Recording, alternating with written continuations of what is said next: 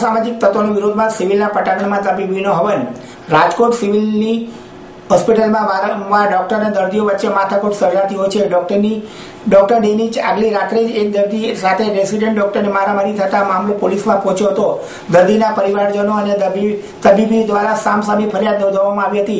जो कि बीजा दिवसे एटले के विश्व डॉक्टर डेना दिवसे रेसिडेंट डॉक्टर पर हड़ताल पर उतरी गया हता अने असामाजिक तत्व विरुद्ध सिविलना पटांगणमां कथा अने हवन करी असामाजिक तत्वोने सद्बुद्धि आपवानी प्रार्थना करी हती। 2 दिवस पहला राजकोटना योगेश ठाकरना सासू मीनाबेन पंड्याने छातीमां दुखाવો થતો હોય પ્રાથમિક સારવાર લીધા બાદ તેઓને વોર્ડ નંબર 10 માં લઈ જવાની તબીબોની સૂચના આપી હતી। વોર્ડ નંબર 10 માં હાજર ડોક્ટર પાયલ શાહ મોબાઈલ પર ચેટિંગ કરી રહ્યા હતા। આથી યોગેશે ડોક્ટર શાહને મોબાઈલ પડતો મૂકીને પોતાની સાસુની સારવાર કરવા જણાવ્યું હતું, પરંતુ ડોક્ટર શાહે યોગેશની વાત પર ધ્યાન ન આપ્યું હતું। આથી યોગેશે ડોક્ટર શાહનો પોતાનો મોબાઈલ પર ફોટો પાડી લીધો હતો। આથી જ મામલો બીચક્યો હતો। ત્યારબાદ અન્ય તબીબો વોર્ડમાં નંબર 10 માં દોડી આવ્યા હતા અને બંને પક્ષે ધમાસાણ મચી ગયું હતું। બંને પક્ષ દ્વારા પોલીસ સ્ટેશનમાં સામસામી ફરિયાદ નોંધવામાં આવી હતી। શું તમારો વિરોધ છે? અમારો વિરોધ એવો છે, વારંવાર સિવિલ હોસ્પિટલના કેમ્પસમાં અને હોસ્પિટલમાં અમુક આવારા તત્વો, અસામાજિક તત્વો દ્વારા મારામારીના પ્રશ્નો વારંવાર બને છે। ડૉક્ટર વારંવાર આ પરિસ્થિતિનો ભોગ બને છે, જે હવેથી ના થાય અને હોસ્પિટલમાં પ્રોપર સિક્યુરિટી મળે તે માટેની અમારી રજૂઆત છે। આ કાર્યક્રમ અમે અત્યારે સવારમાં હવનનું પ્રતિકાત્મક સ્વરૂપે હવનનું આયોજન કરેલ છે, જેથી અંદર હોસ્પિટલમાં અમુક અસામાજિક તત્વો દ્વારા હંમેશા આ હિંસક પ્રવૃત્તિઓ બને છે, તેના લીધે દર્દીઓની સારવારમાં હંમેશા તકલીફો ઊભી થતી હોય છે, મારામારીની તકલીફો ઊભી થતી હોય છે।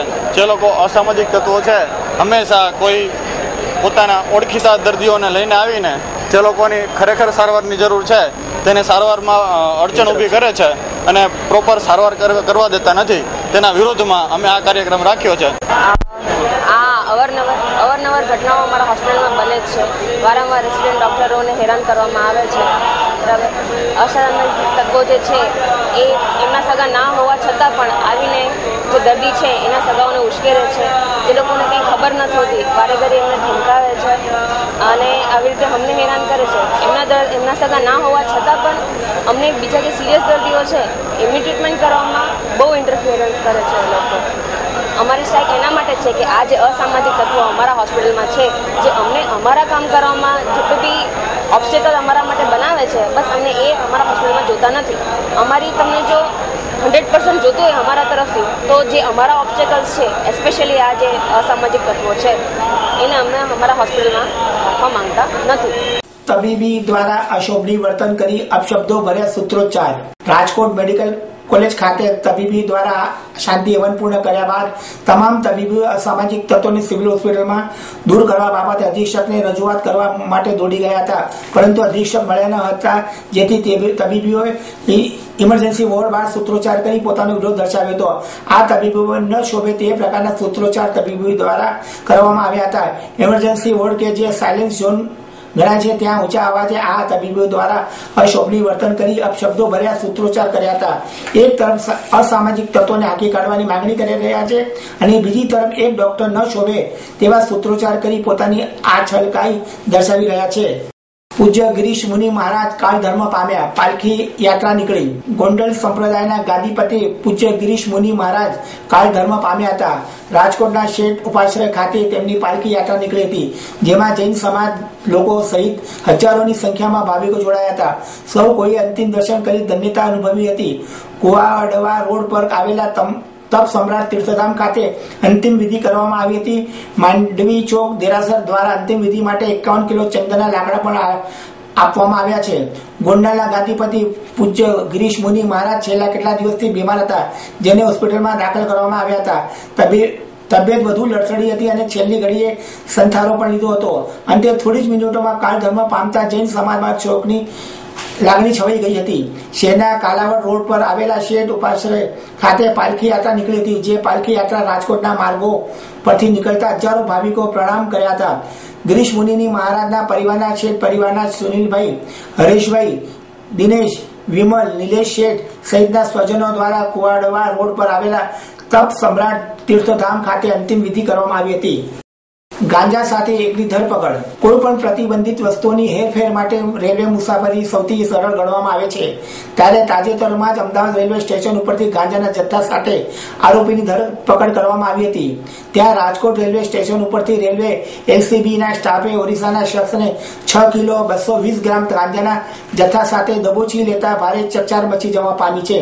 આ શખ્સની ધરપકડ કરી તમામ મુદ્દામાલ કબજે કરી આરોપીને રિમાન્ડ પર લેવા તજવીજ હાથ ધરી છે. રાજકોટ રેલવે એલસીબીનો સ્ટાફ રેલવે સ્ટેશન પર પેટ્રોલિંગ હતો ત્યારે Puri Okha train platform number 2 ઉપર આવી હતી. આ ટ્રેન રવાના થયા બાદ તેમાંથી મુસાફરના સ્વાંગમાં એક થેલો લઈને ઉતરેલા શંકાસ્પદ ઇસમને અટકાવી તેની પાસે રહેલા થેલા અંગે પૂછતા પોતે થેલામાં ગાંજો હોવાનું જણાવ્યું હતું, જેથી સ્ટાફ ચોંકી ઉઠ્યો હતો અને પોલીસે તેનું નામ પૂછતા પોતે ઓરિસ્સાનો વિષ્ણુ જગન્નાથ રાવલ હોવાનું જણાવ્યું હતું. પોલીસે એફએસએલ અધિકારીને બોલાવી પકડેલ પદાર્થની ચકાસણી કરતા હકીકતને આ ગાંજો હોવાનું સાબિત થયું હતું, જેથી પોલીસે રૂપિયા 37,000ની કિંમતનો 6 કિલો 220 ગ્રામ ગાંજો કબજે કર્યો હતો અને આરોપી વિષ્ણુ ગાંજો ક્યાંથી લઈ આવ્યો હતો અને કોને આપવાનો હતો તે સહિતની માહિતીઓ મેળવવા આરોપીને રિમાન્ડ પર લેવા તજવીજ હાથ ધરી છે. Puri Okha express train Rajkot railway station આવેલ અને ત્યાંથી રવાના થયા બાદ પ્લેટફોર્મ નંબર 2-3 ઉપર એક વ્યક્તિ શકમંદ હાલતમાં મળી આવતા એને રોકી એનું નામ પૂછતા પોતાનું નામ વિષ્ણુ જગન્નાથ રાહુલ રહે ઓરિસ્સાનો જણાવેલ. તેની પાસે એક કાળા કલરનો થેલો અને એક થેલી હતા. એમાં શું છે તે બાબતે પૂછતા એણે એમાં ગાંજો હોવાનું જણાવેલ. આ નાર્કોટિકનો કેસ થતો હોય અને એની ઝડપી તપાસ કરતા તેની પાસેથી 6 કિલો 220 ગ્રામ ગાંજો મળી આવેલ. એની કિંમત 37,000 જેટલી થાય છે. તે કબજે કરી અને રાજકોટ રેલવે પોલીસ સ્ટેશનમાં ગુનો નોંધાવી કાયદેસરની કાર્યવાહી હાથ ધરેલ છે. આરોપીના રિમાન્ડ લેવા તજવીજ ચાલુ છે. વિદ્યાર્થીઓ દ્વારા પ્લાસ્ટિક બેગ નહીં વાપરવા રેલી. હવે તો પ્લાસ્ટિકનો વપરાશ બહુ માત્રામાં વધી ગયો છે, ત્યારે વેપારીઓ દ્વારા જ પ્લાસ્ટિકની બેગ આપવામાં આવે છે. તેનો નાગરિકો દ્વારા ગમે ત્યાં નાખી દેવાથી તે પર્યાવરણનું નુકસાન કરે છે અને આ બેગ ઘણીવાર ગાય અને અન્ય પ્રાણીઓ ખાવાથી તેમનું મોત પણ થયું છે. ત્યારે એક ખાનગી શાળાના વિદ્યાર્થીઓ દ્વારા સયાજીગંજ વિસ્તારમાં આવેલ શાક માર્કેટમાં એક રેલી કાઢી અને વેપારીઓને પ્લાસ્ટિકની બેગ નહીં વાપરવાની અને તેનો વિરોધ કરવામાં આવ્યો હતો અને વિદ્યાર્થીઓ દ્વારા વેપારીઓને કાગળની બેગ આપવામાં આવી હતી.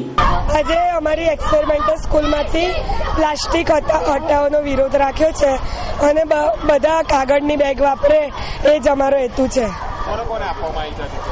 કડક બજારમાં જેટલા બધા પ્લાસ્ટિક વાપરે છે, પ્લાસ્ટિકની બેગો, એને અમે કાગળની થેલી આપે છે. એ જ મેસેજ આપવા માંગે છે કે તમે કાગળની થેલી વાપરો, પ્લાસ્ટિકની થેલી ના વાપરો.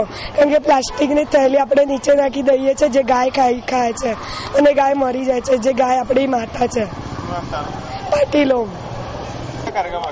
आज हमारी स्कूल में से एक्सपेरिमेंटल स्कूल में से आज हम लोग प्लास्टिक हटाओ अभियान में जुड़े हैं। आज हम सब लोग को ये बताना चाहते हैं कि जो लोग प्लास्टिक का उपयोग करते हैं हम लोग उसको कागज की बैग देके हम वो प्लास्टिक हटाए। वो प्लास्टिक हम नीचे डाल लेते हैं, जो जमीन में जाकर पॉल्यूशन पैदा करती है, जो गाय खाती है, गाय हमारी माता है। प्लास्टिक हटाओ और गाय को बचाओ। क्या मैसेज देना चाहते हो? हम लोग इससे कहना चाहते हैं कि कि प्लास्टिक का उपयोग मत करो, कागज की थैलियों का उपयोग करो। क्या नाम आपका पूरा? मेरा नाम महाजन उर्मिश विमल भाई है। કિક્સ ચિલ્ડ્રન કાર્નિવલ યોજાયો। પૂરા ભારતભરમાં ઘણા એવા બાળકો છે કે તેઓ જન્મથી જ ખોડખાપણ ધરાવે છે, ત્યારે અકોટા વિસ્તારમાં આવેલ અતિથિ ગૃહમાં ખાતે બરોડા સિટીઝન્સ કાઉન્સિલની સંસ્થા દ્વારા કિક્સ ચિલ્ડ્રન કાર્નિવલ યોજાયો હતો, જેમાં જે બાળકો ખોડખાપણ ધરાવતા હોય છે તે બાળકોને વિદેશથી આવેલા ડોક્ટરો દ્વારા તેઓને તપાસ કરવામાં આવ્યા હતા અને તેઓને કેવી રીતના સારવાર કરવામાં આવે તેની માહિતી આપી હતી। સાથે બાળકો ગેમ પણ રમાડવામાં આવી હતી। बरोड़ा सिटीजन्स काउंसिल आते साल 50 वर्ष पूरी कर रही है और ये गोल्डन जुबली ईयर सेलिब्रेशन के हिसाब से हम लोगों ने हर महीना मई से एक कार्यक्रम चालू किया, जिसमें पहले मई में ड्राइंग कंपटीशन था, जून में हम लोगों ने डॉक्टर स्वरूप संपत को बुला के पुलिस की ट्रेनिंग करवाई थी और जुलाई में हम लोगों ने ये कायरो प्रैक्टिशनर्स के साथ हेल्थ कैंप रखा है। यूएस और न्यूजीलैंड से 8 लोगों की टीम आई है डॉक्टर्स की, जो कायरोथेरेपी द्वारा लोगों की ट्रीटमेंट करते हैं। आज यहाँ पे हम लोगों ने मेंटली चैलेंज स्पेशल बच्चों की एक किड्स कार्निवल ऑर्गेनाइज की है और इसमें विविध स्कूल्स में से 200 बच्चे भाग लेने वाले हैं, जिसमें काफी सारे मतलब गेम्स के स्टॉल है, खाने पीने के स्टॉल है और उसके साथ साथ उनको ये कायरोथेरेपी का भी ट्रीटमेंट देने वाले हैं डॉक्टर्स, जिससे उनकी स्पाइन रिलेटेड जो भी प्रॉब्लम्स है उसका निराकरण करेंगे। क्या नाम आपका पूरा? मेरा नाम Priya Jagdale, Baroda citizens council director.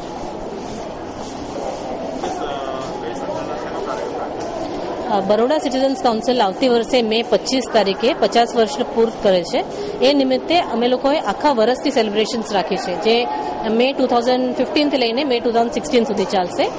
Drawing competition અને પોલીસની ટ્રેનિંગ મે અને જૂનમાં રાખેલ હતી અને જુલાઈમાં અમારો આ કાર્યક્રમ યુએસએ અને ન્યુઝીલેન્ડથી આવેલા કાયરો પ્રેક્ટિશનર્સ જે છે એમના દ્વારા કાયરોથેરાપી આપીને વિસ્તારોમાં અને બાળકો જોડે ટ્રીટમેન્ટ કરાય છે। 29 તારીખે અમારું શિનોરમાં પ્રોગ્રામ હતું, 30 તારીખે સેન્ટ્રલ પ્રિઝનમાં હતું, 1 તારીખે અમે લોકોએ નંદેસરીમાં પ્રોગ્રામ રાખી હતી અને આજે 2 તારીખે બરોડાના વિવિધ જે મેન્ટલી ચેલેન્જ અને ફિઝિકલી ચેલેન્જ બાળકો છે એવા 200 બાળકો વિભિન્ન સ્કૂલ્સમાંથી આવીને અહીંયા કિડ્સ કાર્નિવલ જે યોજાયેલું છે એમાં ભાગ લેવાના છે। અને આ કિડ્સ કાર્નિવલમાં ઘણી બધી સ્ટોલ્સ રાખેલી છે, જેમાં સરસ મજાનું જમવાનું અને સરસ મજાના ગેમ્સ યોજાયેલા છે, જે બાળકો ફ્રી ઓફ કોસ્ટ પાર્ટ લઈ શકે છે। એ દરમિયાન બાળકોનું આ કાયરો પ્રેક્ટિશનર્સ ટ્રીટમેન્ટ પણ કરશે અને જેનાથી ખાસું ફેર પડેલ છે, જે અમારા અગાઉ પ્રોગ્રામ છે એ જોવામાં આવ્યો છે, એનું પણ અમે લોકોએ આ પ્રોગ્રામમાં યોજાયેલું છે। આપ નિહાળતા રહો સિટી લાઈવ ન્યૂઝ ચેનલ। આ હતા આજના મુખ્ય સમાચારો।